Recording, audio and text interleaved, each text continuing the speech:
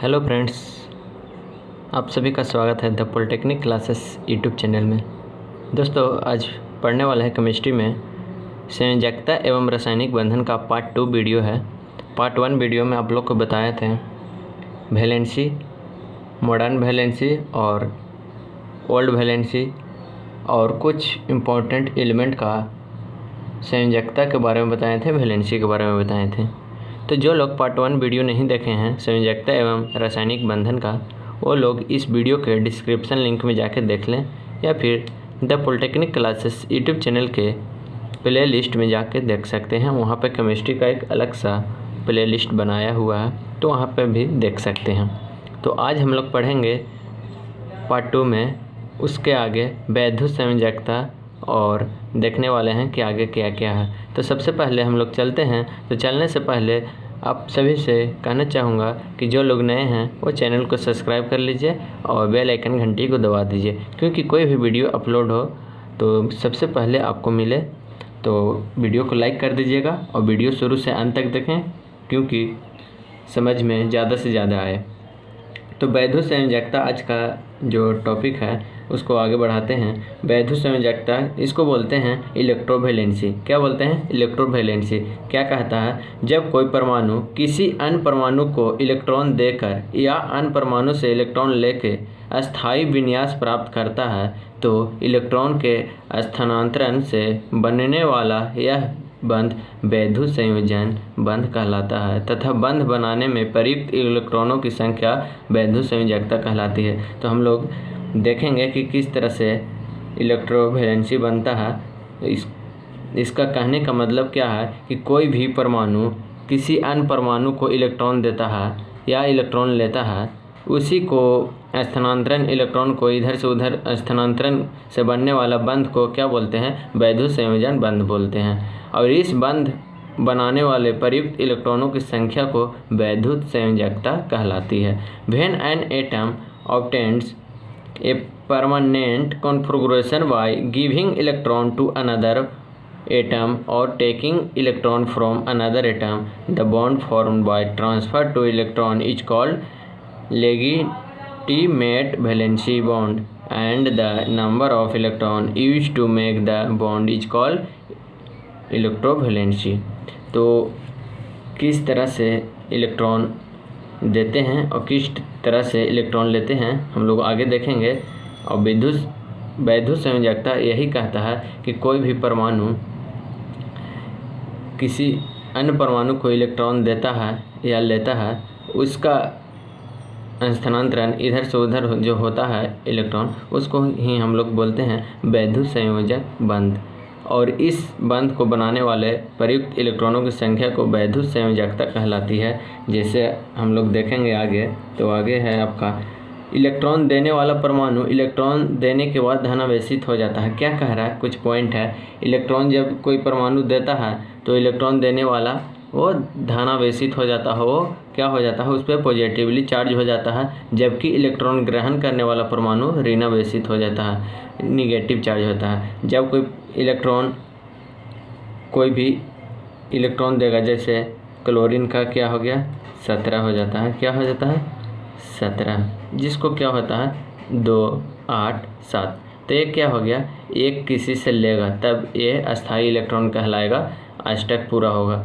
जब ये एक लेगा तो क्या हो गया? निगेटिव चार्ज हो गया। और पॉजिटिव चार्ज होता है उसको क्या बोलते हैं? जैसे एल्युमिनियम के देख लीजिए, 2, 8, 3। ये क्या करेगा? एक किसी को देगा तो ये क्या हो जाएगा? Positive charge. जब किसी को देगा उस पर धनावेशित चार्ज हो जाता है, और जब कोई इलेक्ट्रॉन ग्रहण करता है, जैसे ग्रहण किया किसी से, इस पर निगेटिव चार्ज हो जाता है, वो कर्जदार हो गया। The electron atom becomes positive charge after giving electron, while the electron accepting atom becomes negative. और अवेशित कण आयन कहलाते हैं। क्या कहलाते हैं? आयन कहलाता है। अवेशित कण आयन कहलाता है। और नेक्स्ट पॉइंट है बहुआत्म कक्ष में पाए जाने वाला वह इलेक्ट्रॉन जिन्हों निकालकर या ग्रहण करके परमाणु अस्थायित्व प्राप्त करते हैं संयोजी इलेक्ट्रॉन कहलाते हैं। संयोजी इलेक्ट्रॉन किसे कहते हैं?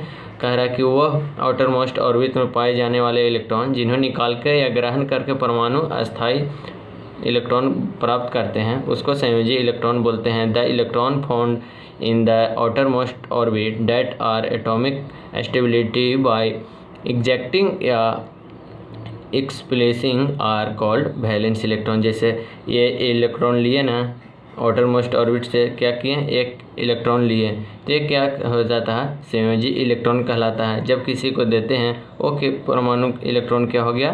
वो संयोजी इलेक्ट्रॉन हो गया। का उदाहरण है सोडियम क्लोराइड NaCl का निर्माण।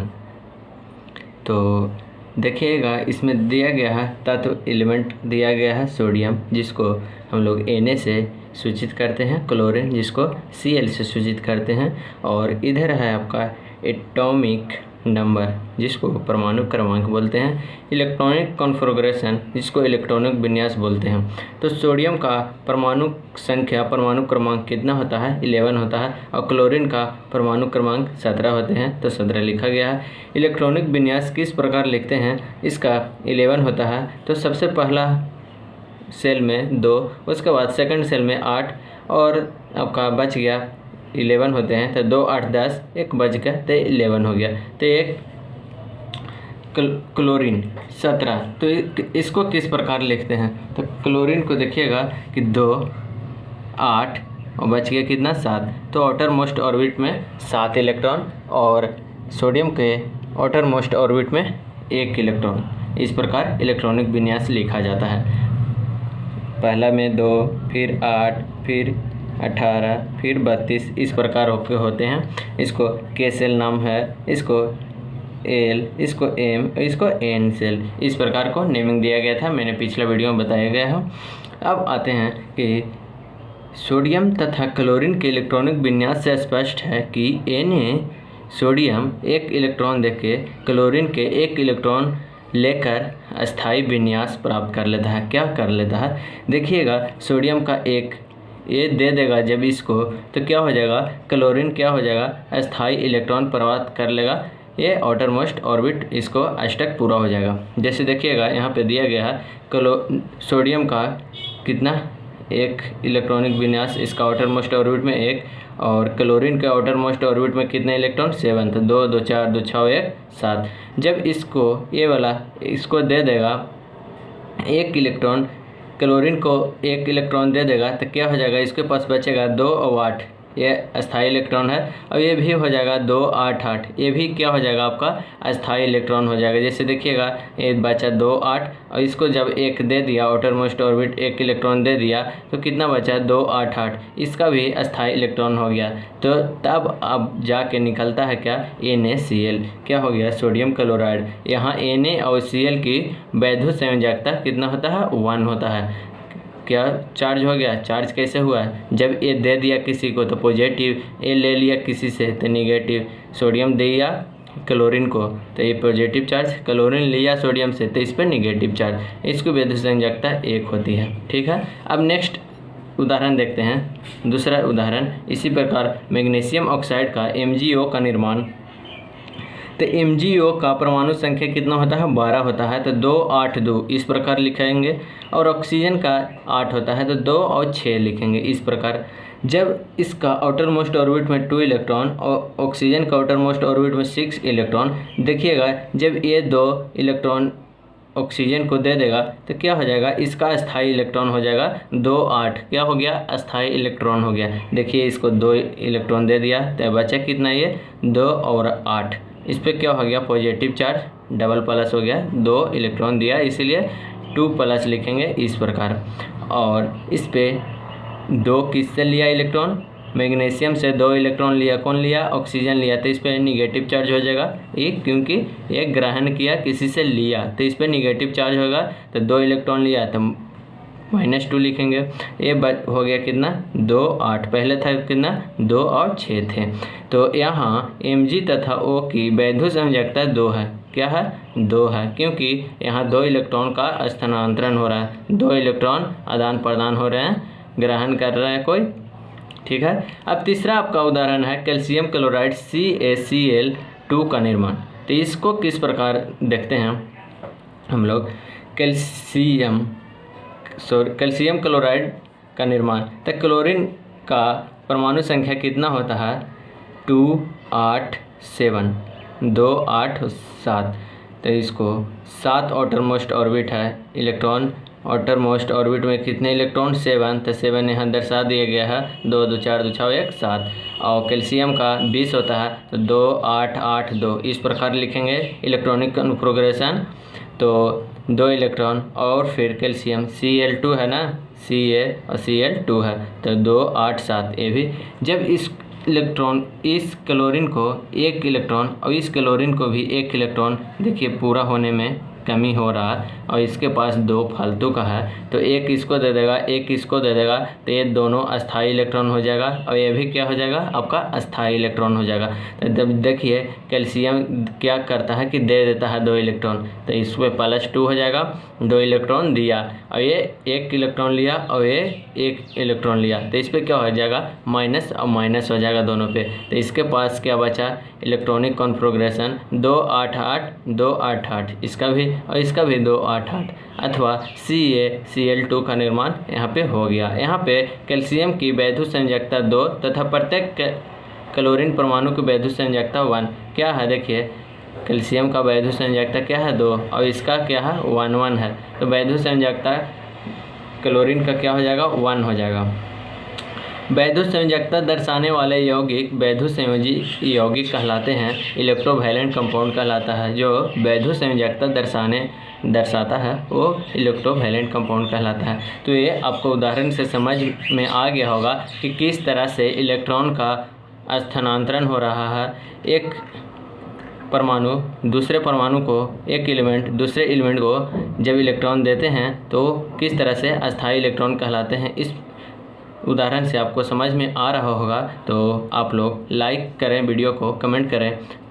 अब आते हैं हम लोग नेक्स्ट, वैद्युत संयोजी यौगिक के लक्षण, कैरेक्टरिस्टिक्स फॉर इलेक्ट्रोवैलेंट कंपाउंड। तो पहला है ये जल में विलय परंतु कार्बनिक विलय को जैसे बेंजीन आदि में अविलय होता है। क्या होता है जल में घुल जाता है परंतु कार्बनिक विलय को जैसे बेंजीन आदि में नहीं घुलता है, अविलय होते हैं। They are insoluble in water but insoluble in organic solvent such as benzene etc। दूसरा आपका है ये यौगिक जल में तथा गलित अवस्था में आयनित हो जाते हैं। आयनों की उपस्थिति के कारण ये इन दोनों अवस्थाओं में ही विद्युत के चालक होते हैं। विद्युत का क्या होता है कंडक्टर होता है, इलेक्ट्रिसिटी कंडक्टर। अब तीसरा आपका है विपरीत आवेशित आयनों के मध्य प्रबल आकर्षण बल लगने के कारण इसके गलनांक एवं क्वथनांक उच्च होते हैं। क्या होता है कि जब विपरीत आवेशित आयनों है कि मध्य प्रबल आकर्षण बल लगता है, इसके कारण इसका गलनांक और क्वथनांक क्या हो जाता है उच्च हो जाता है। Due to a strong attraction force between positively charge ion their melting point and boiling point are high. क्या होता है गलनांक और क्वथनांक उच्च हो जाते हैं। तो इस प्रकार आपका वैद्युत संयोजी यौगिक के लक्षण है। तो आज का वीडियो में इतना ही, फिर से हम लोग पार्ट 3 लेकर आएंगे संयोजकता एवं इलेक्ट्रोवैलेंट कंपाउंड का। तो आप लोग देखते रहिएगा the polytechnic classes YouTube channel को, क्योंकि अभी भी इस चैप्टर में कुछ पार्ट बचे हुए हैं। जब आपका चैप्टर ख़त्म हो जाएंगे तो हम लोग क्या करते हैं टॉप VVI क्वेश्चन देखते हैं, कौन सा VVI क्वेश्चन पूछा जाता है, किस प्रकार पूछा जाता है आपका बिहार पॉलिटेक्निक एंट्रेंस एग्ज़ाम में। तो आप लोग देखते रहिएगा वीडियो को और शेयर करते रहिए अपने दोस्तों के पास। Thank you, bye bye.